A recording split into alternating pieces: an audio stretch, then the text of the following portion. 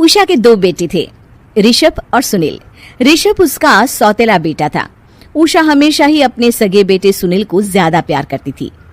सुनील की शादी हो चुकी थी और ऋषभ की शादी भी निशा नाम की लड़की से हो जाती है। उषा सुनील की पत्नी कीर्ति को ज्यादा प्यार करती थी। एक दिन वो अपनी बहू कीर्ति के लिए साड़ी ले आती है। ये लो बहू, तुम्हारे लिए साड़ी लाई हूँ। कल पड़ोस की शादी में जाना है ना, तुम यही पहन कर चलना। तभी वहाँ ऋषभ आ जाता है। अरे माँ, तुम निशा के लिए साड़ी नहीं लाई? वो भी तो कल शादी में जाएगी ना। हाँ, वो भी जाएगी, पर उसके पास तो काफी साड़ी होंगी ना। अभी अभी तो शादी हुई है तुम दोनों की, तो उसी में से कोई पहन लेगी वो। ऋषभ ये सुनकर उदास हो जाता है। तब निशा कहती है, आप उदास क्यों होते हो जी? सही तो कह रही हैं मम्मी जी, मेरे पास तो बहुत साड़ियां हैं और सारी की सारी नई हैं। मैं उन्हीं में से कोई पहन लूंगी। वो बात नहीं है निशा। माँ मेरे साथ तो सौतेला व्यवहार करती ही थी, पर मुझे लगता था कि मेरी पत्नी के साथ वो ऐसा कभी नहीं करेंगी, पर आज उन्होंने तुम्हारे साथ भी वैसा ही व्यवहार किया। ऋषभ उदास होकर अपने कमरे में चला जाता है। ऋषभ को उदास देखकर निशा को अपनी सास पर बहुत गुस्सा आता है। एक दिन उषा सुनील को कुछ पैसे दे रही होती है।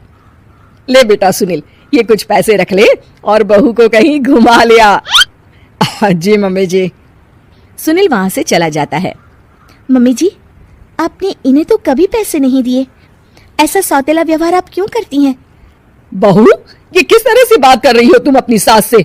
कोई ऐसे सवाल करता है कि अपनी सासू से? सास, अरे जिस दिन से मैं इस घर में आई हूँ ना, आपने तो मुझे अपनी बहू माना ही नहीं। हमेशा कीर्ति भाभी के लिए ही सब कुछ लाती हैं। मुझे तो आज तक आपने कुछ दिया ही नहीं। क्या मैं जानती नहीं कि आप ऐसा क्यों करती हैं? देख निशा, तू अपना काम कर, समझी? मेरे से बहस करने की कोई जरूरत नहीं है। तभी वहां ऋषभ आ जाता है। निशा, माँ से ऐसे बात नहीं करते, तुम जाओ अपने कमरे में। हाँ, जा रही हूँ। मुझे भी इनसे बात करने का कोई शौक नहीं है। निशा अपने कमरे में चली जाती है और ऋषभ भी वहां आ जाता है। निशा, तुमने माँ से क्यों झगड़ा किया? क्योंकि आप तो कुछ कहते ही नहीं, बस चुपचाप सहते रहते हैं। किसी को तो आवाज उठानी होगी ना। कोई बात नहीं निशा, तुम गुस्सा मत करो, शांत हो जाओ। निशा रसोई में खाना बना रही होती है। तभी वहां कीर्ति आ जाती है। निशा, तुम मार्केट से ये सामान ले आओ। मैं क्यों जाऊं? आप भी तो जा सकती हो ना। दिख नहीं रहा कि मैं खाना बना रही हूँ? हाँ तो क्या हुआ, खाना बनाने के बाद चली जाना।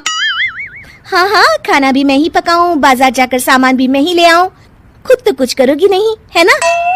ओहो, जुबान तो देखो कैसे चल रही है। सुनो, तुम अभी आई हो इस घर में, तमीज में रहो, वरना सासू माँ से कहकर मायके भिजवा दूंगी तुम्हें। हाँ। ओह, हाथ लगाकर दिखाओ मुझे, देख लूंगी। बहुत मनमानी हो गई तुम दोनों की, समझी? निशा लिस्ट कीर्ति के ऊपर फेंक देती है। कीर्ति निशा को मारने आती है तो निशा उसका हाथ मोड़ देती है। मर गई रे, छोड़ मेरा हाथ। आज के बाद मुझसे कोई बदतमीजी की तो अच्छा नहीं होगा। कीर्ति रोते हुए अपने कमरे में चली जाती है। उस निशा चुड़ैल ने मेरा हाथ मोड़ दिया, मुझे नहीं रहना इस घर में।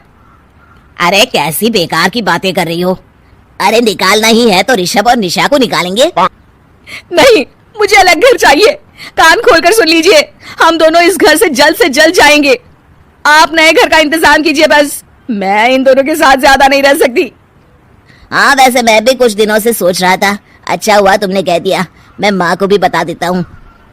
माँ, वो क्या करेंगी तुम्हारे साथ जाकर?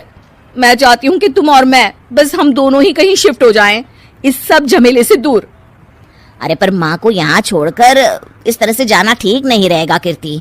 वैसे वो तुम्हें कितना प्यार भी तो करती हैं। नाम का ख्याल रखती है, क्योंकि तुम सगे बेटे हो ना, इसलिए। तुम अगर सौतेले होते तो मेरे साथ भी ऐसे ही सलूक करती, जैसे अभी तुम्हारे सौतेले भाई और उसकी पत्नी से करती है। अरे पर फिर भी कुछ भी नहीं। देखो, या तो हम दोनों इस घर से कहीं दूर जाएंगे या फिर मैं अपने मायके चली जाऊंगी। हाँ, बता देती हूँ। अच्छा बाबा, अच्छा ठीक है। सुनील अपनी माँ से बात करने आता है। माँ, मैं सोच रहा हूँ कि कीर्ति के साथ अलग घर में शिफ्ट हो जाऊं।